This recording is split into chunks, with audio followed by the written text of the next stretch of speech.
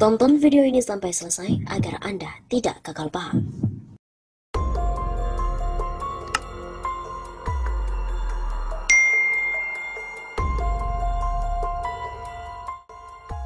Halo Sobat 651 Sapa, kembali lagi bersama dengan kami untuk mengulas fakta-fakta perpolitikan dan juga informasi terkini di tanah air.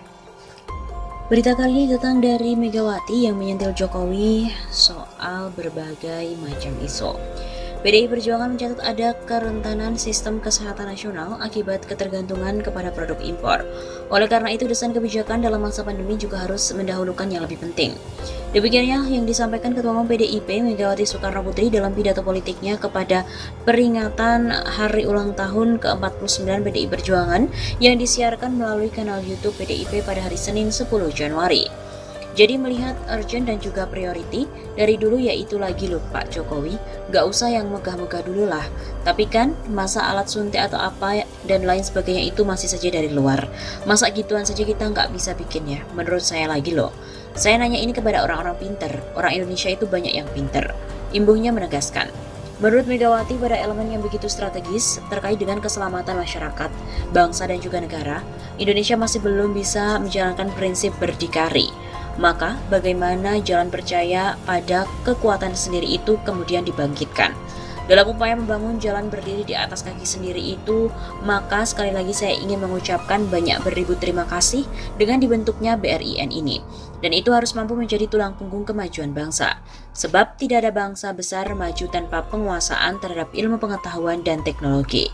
Demikian kata Megawati. Turut hadir dalam acara perayaan HUT ke-49 PDIP tersebut, Presiden RI Joko Widodo, kemudian ada Wapres RI Ma'ruf Amin, Ketua MPR RI Bambang Susatyo, dan juga Ketua DPR RI Puan Maharani. Sejumlah jajaran Menteri Kabinet Indonesia Maju pun juga hadir secara daring, antara lain Menko Polhukam Mahfud MD, Menko Marves Luhut Binsar, Menko PMK Muhadjir Effendi, Menko Ekonomi Erlangga Hartarto, Menhan Prabowo Subianto, dan Menkes Budi Gunawan. Kemudian ada pula Kepala BIN Budi Gunawan, Menteri Luar Negeri Retno Marsudi, Mendagri Tito Karnavian, Menteri Keuangan Sri Mulyani, Mensesnek Pratikno, Menhub Budi Karya Sumadi, dan lain sebagainya. Selanjutnya ada pula Menteri BUMN Erick Thohir, Menteri LHK Siti Nurbaya, Menteri UMKM Teten Mas Duki, Menteri PUPR Basuki Hadi Mulyono, dan menteri lainnya. Lalu ada pula Ketua BPIP, kemudian ada pimpinan DPP, DPD, dan DPC PDIP, dan lain sebagainya. Selain itu, Megawati juga mengungkapkan terima kasih kepada Joko Widodo dalam HUT ke-49 yang disiarkan melalui YouTube PDIP. Pak Jokowi, saya berterima kasih loh Bapak membentuk BRIN. Namun demikian, Megawati merasa heran lantaran banyak pihak yang mempertanyakan alasan Jokowi menjadikan dirinya sebagai Ketua Dewan Pengarah BRIN. Banyak orang nanya kenapa Pak Jokowi yang dijadikan saya lagi gitu. Tegas Megawati. Padahal sambung Megawati, jabatan itu murni perintah dari Presiden, bukan dirinya yang menginginkan jabatan tersebut. Emangnya mau-maunya saya sendiri? Coba toh, aneh ya. Megawati semakin geram saat mendengar namanya tetap disinggung publik usai Kepala BRIN, Laksana Trihandoko, diwawancara awak media. Saat itu Laksana mengurai tentang alasan Megawati jadi Ketua Dewan Pengarah. Pak Handoko lalu bilang, saya kok dengar yang ngomong riset dulu itu Pak Habibie dan Ibu Mega. Saya mungkin kurang bisa ngomong kali ya. Jadi orang kayaknya apa sih? Saya dianggap barangkali ya kurang pintar. Ibunya menyesalkan anggapan orang-orang yang menilai pernyataan Trihandoko itu politis. Turut hadir dalam acara itu yaitu Presiden RI dan juga jajarannya yang ada di Kabinet Indonesia Maju.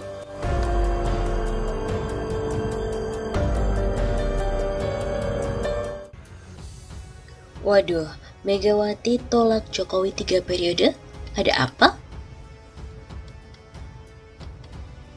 Pernyataan Ketua Umum PDIP Megawati Soekarnoputri yang menolak masa jabatan Presiden 3 periode mengisyaratkan banyak makna.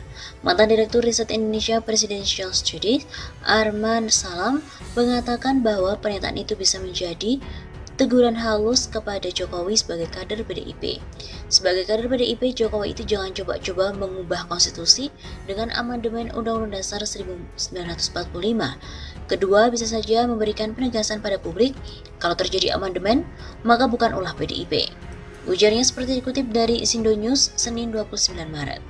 Arman juga mengatakan publik saat ini tahu bahwa hubungan PDIP dan Partai Gerindra sangat romantis, sehingga hubungan kedua partai tersebut memiliki makna akan dilanjutkan di Pilpres 2024. Soal siapa yang jadi presiden dan wakil presiden itu urusan politik antara Megawati dan Prabowo yang bisa diputuskan dalam makan bersama. Jika Prabowo yang didorong menjadi calon presiden dari koalisi ini, maka dapat dipastikan Puan yang akan mendampingi. Menurut Arman lagi hal itu terjadi, maka dapat dilihat secara kasar minimal ada 3 poros partai yang akan mengusung capres-cawapres. Di poros ini yakni PDIP Gerindra, kemudian Golkar Nasdem, serta poros Demokrat PKS dan PAN. Namun peta itu bisa saja berubah berdasarkan kepentingan dan deal politik, terlebih isu 3 periode yang mulai memanas. Lebih lanjut, Arman juga mengatakan, Undang-Undang Dasar bukan kitab suci dan bisa saja diubah ataupun diamandemen berdasarkan kepentingan dan juga kebutuhan. Menurut dia, mengamandemen Undang-Undang Dasar 45 terkait periodisasi juga diatur dan dibolehkan dan bukan merupakan kesalahan atau mengkebiri demokrasi. Baginya, demokrasi juga bukan sebatas pada periode jabatan presiden. Lebih luas, demokrasi adalah one man one vote. Artinya satu orang memiliki satu hak suara. Artinya kalau amandemen itu dikehendaki oleh mayoritas masyarakat Indonesia, maka amandemen itu terkait periodisasi dari presiden merupakan produk demokrasi. Dalam pertarungan Pilpres 2024, peran Jokowi juga cukup signifikan.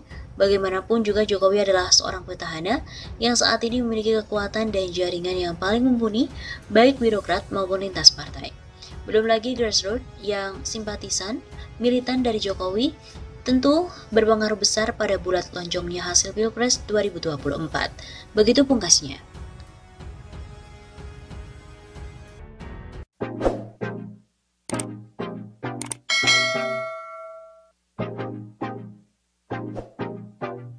Pendukung Jokowi mulai kampanye dukung Jokowi 3 periode. Pendukung Jokowi mulai mengkampanyekan dukungan agar Presiden Jokowi bisa berlanjut 3 periode untuk masa jabatan 2024-2029. Hal itu dinyatakan oleh Pandu Dewabrata Papdu di akun Facebooknya yang diposting pada 11 Februari yang lalu. Bahkan mereka mengatakan periode ketiga Presiden Jokowi 2024-2029 tidak perlu pakai pemilu tapi langsung dilanjut saja. Bismillah, semoga Tuhan melimpahkan hidayah, insya Allah.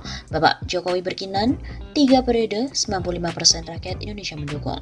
Tidak perlu mengadakan pemilu lagi, percuma buang-buang anggaran besar. Kalian mau boikot partai silakan, nggak ngefek jelas. Rakyat tidak memilih partai, rakyat memilih Jokowi. Memilih orang baik supaya Indonesia menjadi lebih baik. Demikian di antara seruan yang disampaikan pendukung Jokowi itu di akun Facebook Pandu Dewabrata Papdo. Herannya, status ngaco seperti itu yang like juga ada ribuan dan yang share juga ribuan. Komen-komennya juga mendukung semua. Bahkan mereka mendukung masa jabatan presiden seumur hidup. Saya sangat setuju kalau bisa seumur hidup. Biar negara kita akan sangat lebih maju jika dipimpin oleh Pak Jokowi. Komen akun Made Sukadana.